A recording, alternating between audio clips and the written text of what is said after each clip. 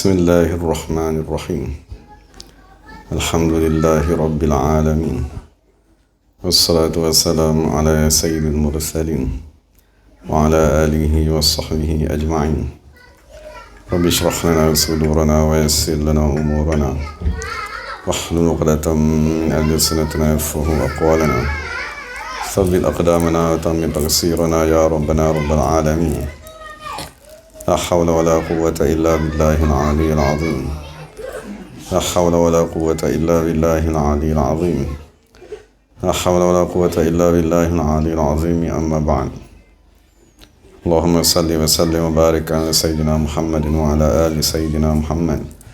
أستغفر الله الذي لا إله إلا هو الرحمن الرحيم، حي القيوم الذي لا يموت وأتوب إليه. اللهم اغفر لنا. Alhamdulillah, kita bersyukur kepada Allah Subhanahu wa Ta'ala dapat sama-sama dalam pengajian kitab Risalah Fardu Ain. Kita sampai muka surat ke-12. Jemput saya. Bismillahirrahmanirrahim. Alhamdulillahirabbil alamin. Wassalatu wassalamu ala asyrafil anbiya'i wal mursalin wa ala alihi wa sahbihi ajma'in. Wa ba'du. Terdapat banyak ayat-ayat dalam Al-Quran dan hadis yang menyatakan tentang sifat-sifat mereka yang mencapai maqam keimanan. Seseorang Muslim dapat menilai dirinya adakah dia telah bersifat dengan sifat-sifat yang dinyatakan. Antaranya firman Allah Ta'ala, A'udzu billahi minasyaitonir rajim, qad aflahal mu'minun alladhina hum fi salatihim khashi'un walladhina hum 'anil lagwi mu'ridun walladhina hum lizzakati fa'ilun والذين هم لفروجهم حافظون إلا على أزواجهم أو ما ملكت أيمانهم فإنهم غير ملومين فمن ابتغى وراء ذلك فأولئك هم العادون والذين هم لأماناتهم وعهدهم راعون والذين هم على صلواتهم يحافظون أولئك هم الوارثون الذين يرثون الفردوس هم فيها خالدون. Sadaqallahul azim. Bermaksud, sesungguhnya berjayalah orang-orang yang beriman, iaitu mereka yang khusyuk dalam solatnya dan mereka yang menjauhkan diri daripada perbuatan dan perkataan yang sia-sia, dan mereka yang berusaha membersihkan hartanya, yakni dengan menunaikan zakat, dan mereka yang menjaga kehormatan kecuali kepada isterinya atau hamba sahayanya, maka sesungguhnya mereka tidak tercela. Kemudian sesiapa yang mengingini selain daripada yang demikian, maka merekalah orang-orang yang melampaui batas, dan mereka yang menjaga amanah dan janjinya, dan mereka yang tetap memelihara solatnya, mereka itulah orang-orang yang berhak mewarisi, yang akan mewarisi syurga Firdaus, mereka kekal di dalamnya. Surah Al-Mu'minun ayat 11. Bismillahirrahmanirrahim. Jadi kita cuma tengok muka surat 10 sebelum tu. Allah Subhanahu wa Ta'ala menyatakan lafaz aflaha juga. Dalam muka 10 kata qad aflaha man zakkaha. Qad aflaha man tazakka. Jadi dalam pengajian sebelum ni Allah Ta'ala menyatakan orang yang berjaya ialah orang yang Allah Subhanahu wa Ta'ala membersihkan dirinya, dan mestilah perkara tersebut membawa kepada tazakka, diri ini menjadi suci dan bersih. Hari ini Allah Subhanahu wa Ta'ala menyatakan qad aflahal mu'minuna, sesungguhnya telah berjayalah orang yang beriman.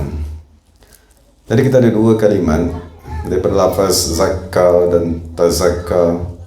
Kita dapat satu kalimat iaitu tazkiyah yang bermakna pembersihan. Hari ini kita dapat kalimat kedua, al-mu'minun, iaitu lafaz keimanan. Jadi kita cuba fikirkan bahawa ayat Al-Quran dia tidak bercanggah. Sekejap Allah kata yang berjaya ialah orang yang tazkiyah.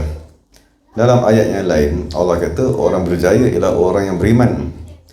Jadi apakah perbandingan hubungan antara tazkiyah dan keimanan tersebut? Diistilahkan dalam bahasa Arab sebagai nisbah, maksudnya hubungan antara dua kalimat. Apakah hubungan antara tazkiyah dan al-iman yang dinyatakan dalam ayat dalam surah Al-Mu'minun? Jadi ulama radhiyallahu anhum memberitahu bahawa apabila Allah Ta'ala menyebut lafaz tazkiyah dan seumpamanya, itu ayat yang menunjukkan kepada sebab. Apabila Allah Ta'ala menceritakan tentang telah berjayalah orang beriman, jadi keimanan ialah musabbab. Jadi dia tak berlawan.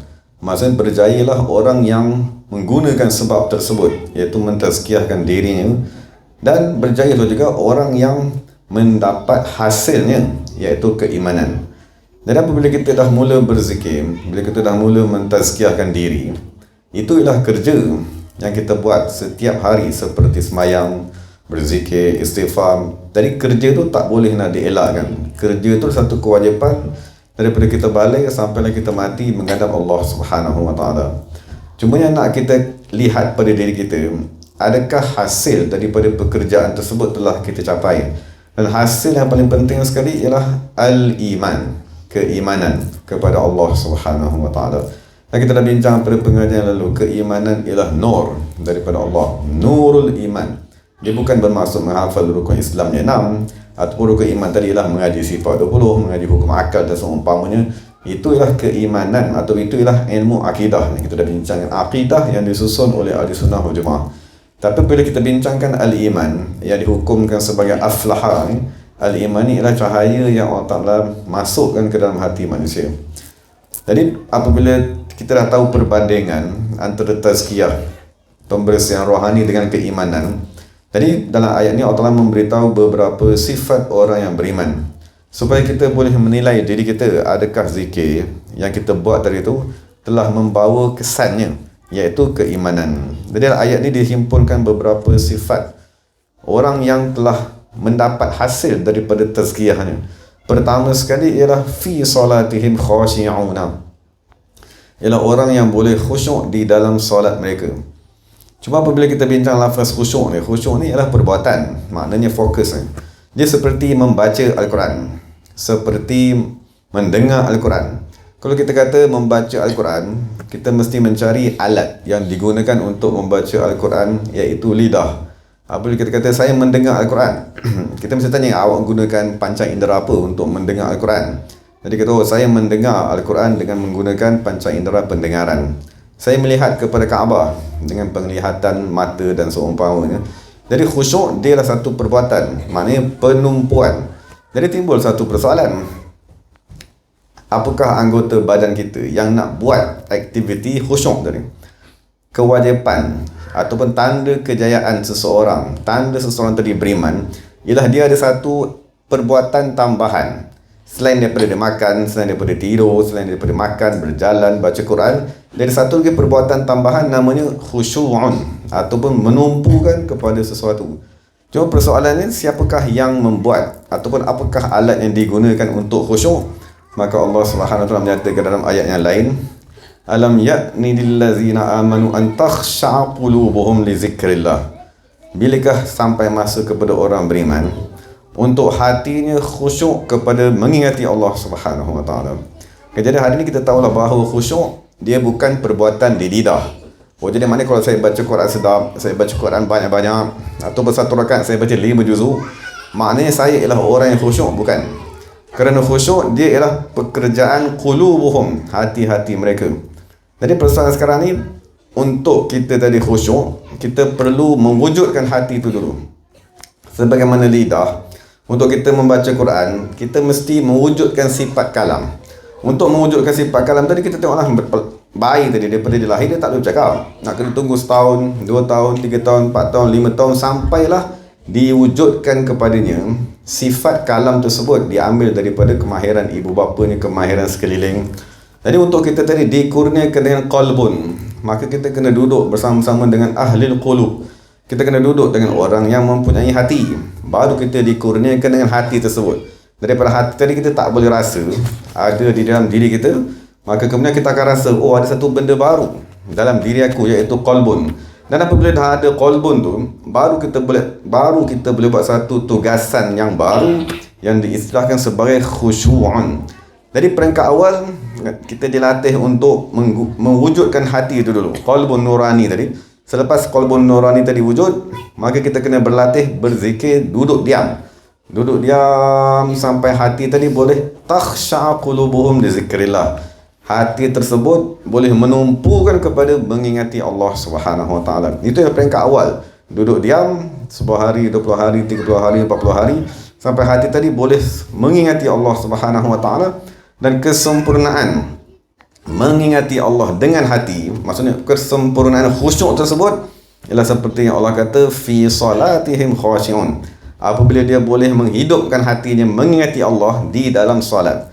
Mana di dalam solat mengingati Allah lebih susah daripada kita duduk diam berzikir tadi.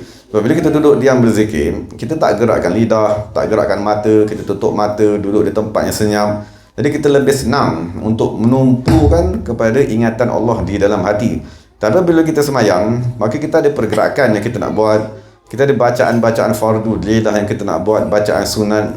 Jadi untuk mengingati Allah di dalam hati, di dalam semayang lebih susah daripada duduk. Tapi apabila kita dah boleh mengingati Allah di dalam semayang, maksud kita semayang, kita baca Fatihah di lidah, hati kita kekal berzikir menumpukan kepada Allah Subhanahu wa taala, maka itulah sifat pertama tanda kepada orang yang beriman, allazina hum fi salatihim khashi'un.